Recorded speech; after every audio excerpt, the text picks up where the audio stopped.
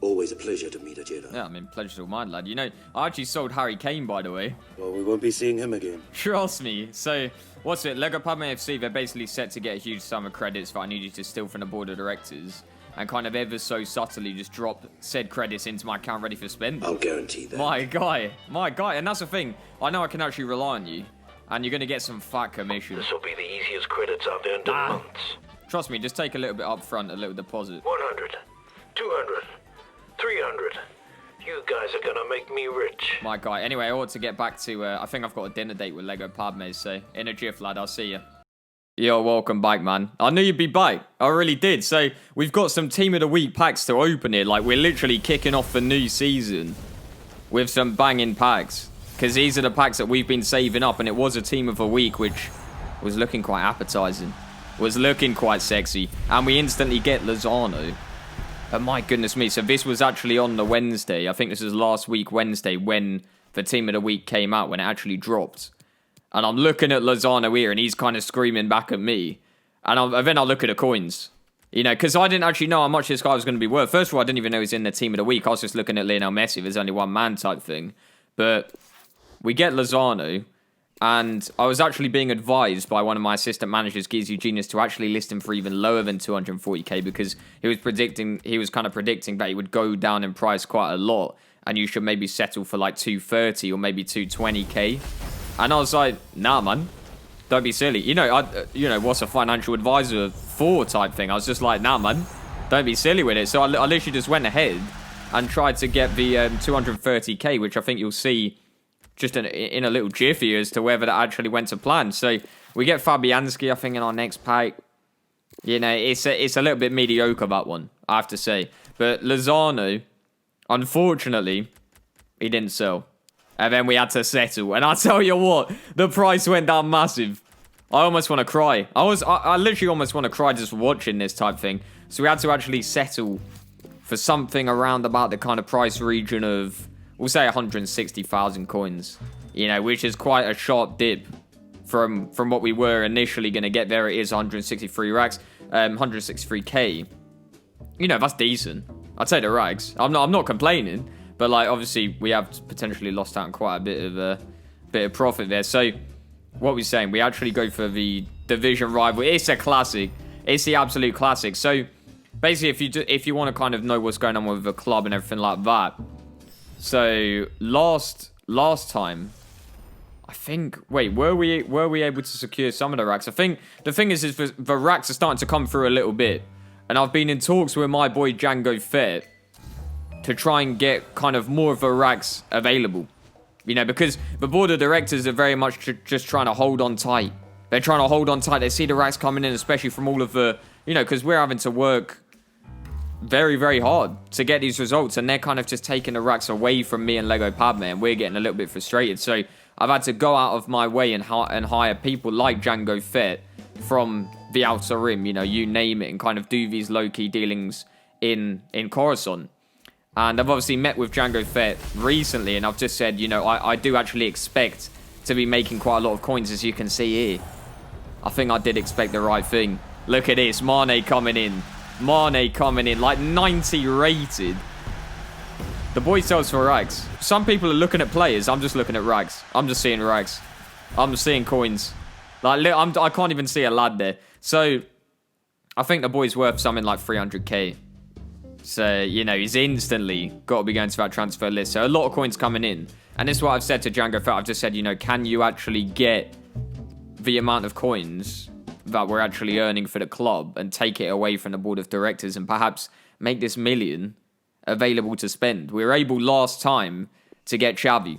We were able to actually work with the Hut Cartel and get a hold of Xavi and get him out of Carbonite. So, you know, can we do something similar? Can we get, you know, there's people like Pirlo and stuff on the cards. And I was just looking to see if I could do another deal with Jabba and stuff. And, you know, you have to wait and see who you're going to sign. Can we actually get those racks and all the rest of it? So, you know, 1 million coins potentially could be going in the door. We're getting Castiles. It's a bit B-Tech. It's just a little bit B-Tech. You know, he's not really about it. He can sit between the sticks, but you know, another club, off you go. Off you go straight away. So we had to get into some division rivals games, and this is actually where, you know, we get to sit at home here and there, although this is actually an away game, but we're hoping to actually get our fans back in the seats, you know, back in the seats again, and just feel a little bit cozy. And this is actually a home match, and the fans were really, really with it for this match. I could tell they were loving it. The Lumber support, look at the cheering, like, they were just screaming. A lot of them were still sat down, and I don't blame for sitting down, because, like I say, the Lumber support chairs that we have available at our stadium is second to none. And yeah, we obviously lost the first game, but the second one, when we're at home, voice break clock, see you lads. That's it. I've promised myself, if our voice break happens, that's it. Joking, don't be silly. Yeah, so we're getting the wins in now. Well, I just wanted to get my players really working for me.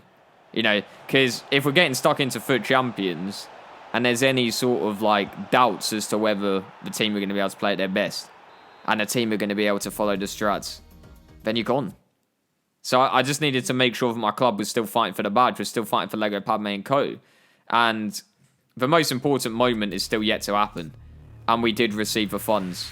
Jango Fett has actually done a job. So we signed Shady.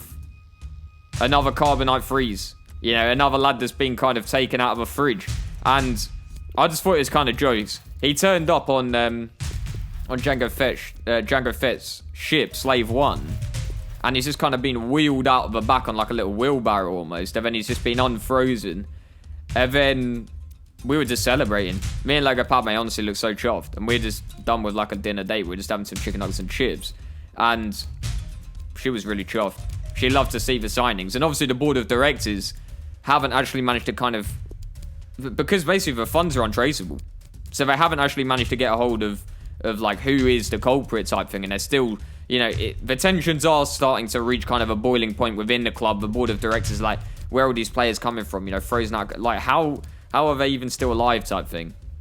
And, you know, how they still playing at their best? And that's a good question. That's a good question that I don't know the answer to, of course. So, we're playing in a 3-1-4-2.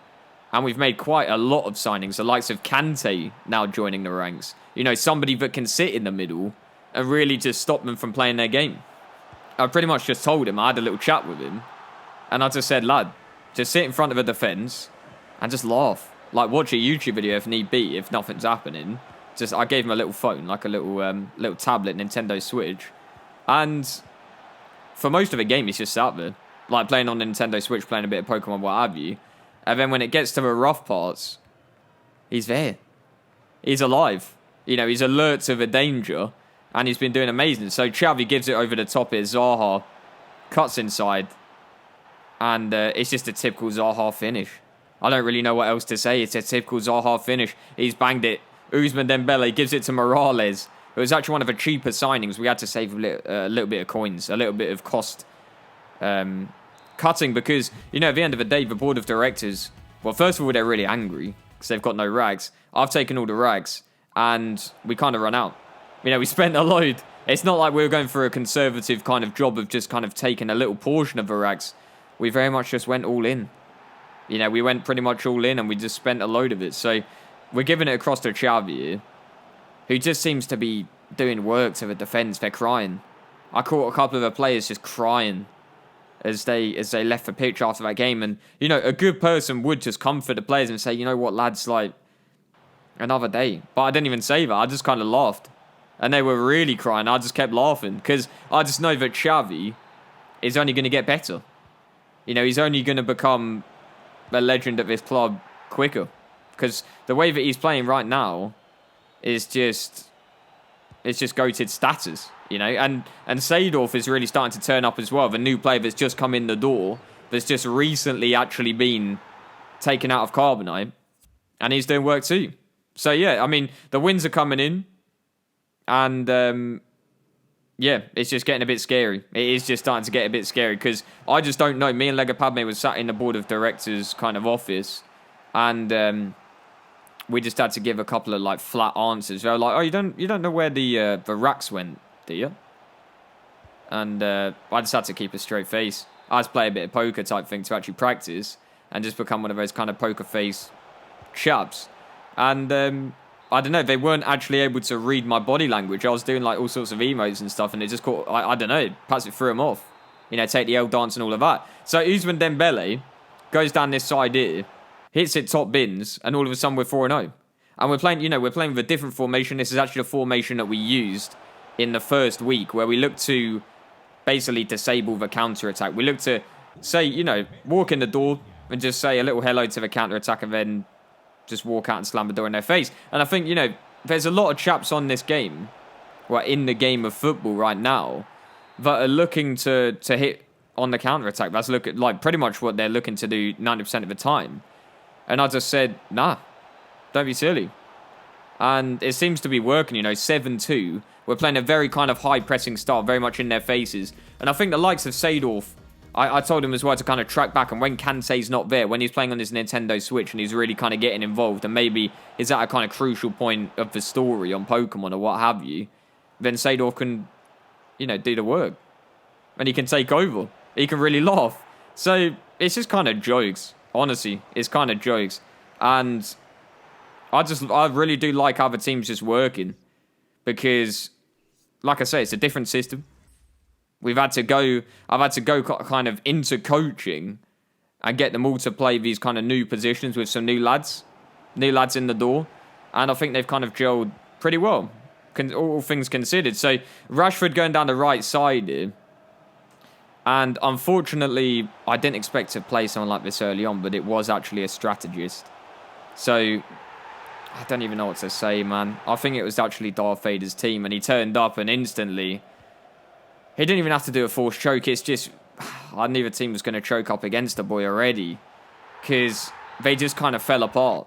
And he just seemed to have that kind of clarity, that kind of vision, Vader, to kind of pick apart my team and really kind of see the gaps. Like, I see it here, a little projection. It says DL. Instead of Dembele, it says DL. And I could see he was tampering with the projectors and all sorts, and it was just kind of a forced vision. I was getting scared. I was getting scared for my life, yet alone, like, losing a game. I was getting scared for my life. You know, there's actually a door which leads out of a tunnel, and he busted it down. And he had a couple of stormtroopers just storming in, and look what they're doing. They're doing work. They're doing absolute work. We're getting rinsed. And I didn't really know what to do. I tried to get Shannon Briggs, and I just said, you know what, lad, have a swing. Because it was reaching that kind of point, desperate times, and he's obviously my new bodyguard. He swung, and he completely missed and punched himself dead in the face. He knocked himself out. Shannon a cannon. You know, who'd have thought? So, I think it's a tough time for the club when you're facing a strategist of this kind of caliber. You know, at this early stage, we're facing a strategist like this that is able to quite quickly just take us apart. And, you know, you just got to save your tears for another day at times. And we just kind of got over it. I said to the lads, you know, we've lost early on because this is actually one of the worst records in terms of, like, losing early. Because I think in previous weekends we obviously got to around about 19-0 before the losses started coming in. I think that actually was weighing down on some of the players. They were crying in the changing rooms, and once again I was laughing. I don't know, I just felt like laughing that time. There isn't any particularly good reason as to why I was laughing, but it was just kind of jokes, I thought. Obviously they didn't. But yeah, I mean, it was under the surface type thing. It was actually quite scary. It was actually quite scary because, like I say, we haven't really lost this early on and all the rest of it.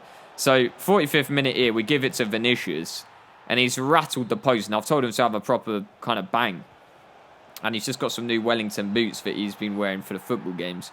And he's proper hammered that. You know, fair play to the lad. So, Zaha, he bangs it as well. And it was quite clear, you know, it's just the way that it can go in the weekend league, in this big tournament of this big stadium, is that, you know, you get big lads like Vader, like with the big kind of strategists that can take you apart. And then the next game, all of a sudden, this is actually quite easy. So Wilfried Zaha is able to find the space in and around the box and gets a beautiful shot away there to get a goal. And that's actually the first goal of the game, of course. And then all of a sudden, they're just scoring back. And I'm asking for a bit of composure. And they're not showing anything. 2-1 down. And I was fearing for my job. Because bear in mind, you know, the pressure from within the club the board of directors were already kind of, they had me as a potential kind of suspicious lad. You know, an actual culprit, potential culprit. Obviously, they didn't have proof. There wasn't any hard evidence. But they were, you know, tensions on my job position, my role was actually starting to rise. And to be quite honest with you, I don't even blame them. I'm taking all their rags from right under their noses. You know, they're sniffing away. They can't smell me, man. I don't know whether it's the Febreze air freshener or something, just kind of masking the scent. But, you know, we're taking their rags and we're laughing. But we need to get the results, you know. We need to get the results because otherwise we are going to get sacked.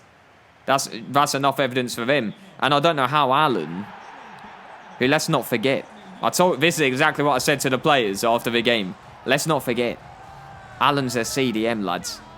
And you've just let him work you like that. He just took it past 2 players like it was nothing. Xavi wasn't happy, as you can see visibly. His facial expression really tells all the story. Sometimes he can do show not tell with the storytelling. His face just says it all. You know, you've just told the whole story. That's it. Paragraphs on paragraphs with just a couple of facial expressions. A couple of emos. So, that's a tough one. 2 losses in quick succession. Fans, some of them turning against me. Board of directors. They want me gone. They want me gone at this stage. Because they want the big results. And I don't even have an excuse because I've spent a lot of dough. And, you know, what is my excuse? We've got the players. You know, we got the players. Say it once more. We've got the players. Ah, that's vibey. Yeah, no, we've got the players. So, ultimately, what's the excuse? Like I say. So, yeah, we find ourselves in the next game. We're trying to just recover. I did, I think, a pretty good job of getting the players back on board with the club and everything. I told them the position I was in. I told them that obviously Lego Padme would have a lot of sympathy for me, but the board of directors, not quite the same. Not quite the same level of love, you know? So, at this stage, a bit scary, but we can try and get that momentum kind of rolling again. We can try and get that. It's like Indiana Jones when he steals the little artifact and he tries to replace it with another kind of counterweight, and then the rock starts tumbling. And that momentum of the rocket just keeps going, keeps spinning. And that's what we need right now. We just need that momentum. We just need to keep on going despite our downfall. You know, our early losses. And we're sticking to the formation. We're still kind of sticking to that game plan. This is very much at this point what we've trained in the game. So we're not going to switch it up anytime soon. Well, at least I say that. But I actually decided to go ahead and just do a mass execution in terms of the players. So these lads just had to go.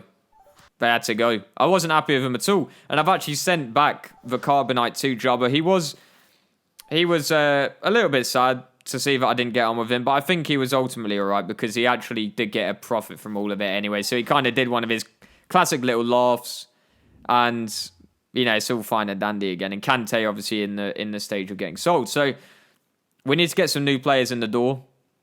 And in the meantime, I just decided, let's just go back to the old squad. Proven winners. And the old formation as well, the false 9. And the false 9 is something that, you know, they're getting in the half spaces early doors, as you can see. They're causing all sorts of problems. And I think it is definitely the system that suits the players the best. They seem to get on really well with this formation. And ultimately, that's what you want. You want your players to be comfortable and allow them to be creative within a system. And Xavi, I tell you what, the lad's got composure. And Jabba was asking about Xavi. He was like, oh, is the other lad kind of defective? You know, is the other Carbonite player defective? And I said no. Xavi's one of the best, if not the best in the team. And it's that simple, lad. So we get around about 1 million coins again and we buy Messi. So we just buy the best player in the world. And this is all money that the board of directors don't have a clue.